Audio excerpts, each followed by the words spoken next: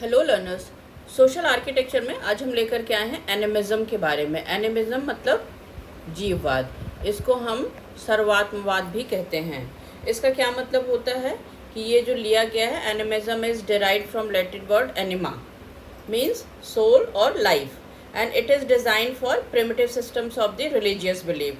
और इसका मतलब क्या होता है कि मैन फाइंड स्पिरिट और soul in every object as animal, plant, rocks, rivers, weathers, stones, human handicraft etcetera. मतलब जितनी भी चीज़ें उपस्थित हैं, नेचर से रिलेटेड हैं, लिविंग हैं, नॉन लिविंग हैं, सभी के अंदर एक तरीके की आत्मा पाई जाती है, एक तरीके का सोल पाया जाता है।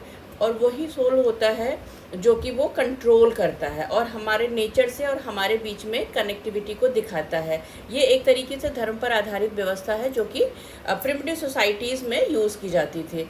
And animism is defined by Edward Tyler. इनकी एक बुक है प्रिमिटिव कल्चर, जिसमें इन्होंने मैजिक, रिलीजन एंड कल्चर इसके बारे में बताया है और डिटेल में एनिमिज्म को भी समझाया है। इसी से मिलती जुलती दूसरी फिलॉसफी आती है नेचुरलिज्म, मतलब प्रकृतिवाद। प्रकृतिवाद क्या कहता है कि naturalism is a religious philosophy that is based on the belief system of natural power. पिछले वाले में एनिमिज्म में हमने देखा कि वो जीवात्मा की पावर को दर्शाती है और ये प्राकृतिक शक्तियों को दर्शाती है। And it is saying that all causes, events, effects and the results find their way and meaning with in nature itself. Only natural laws and forces are responsible for everything.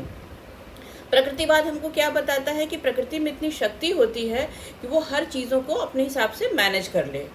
जितने भी तरीके की घटनाएं घटित होती हैं, उसके जो कॉज एंड इफ़ेक्ट होते हैं, उसका जो परिणाम होता है, सबको मैनेज करना प्रकृति को आता है। और इसीलिए प्रकृति को ही रिस्पॉन्सिबल माना गया है। और अलग अलग सोशल साइंटिस्ट ने इसकी व्याख्या की है, इसकी फ़िलॉसफी अपने अकॉर्डिंग दिया है। जिसमें से ऑगस्ट कॉम्टे हैं, इनका भी नेचुरलिज्म पे इनकी अपनी फ़िलॉसफी है। इमाइल दुर्खीम ने स्टडी किया है। Herbert Spencer has explained the theories based on the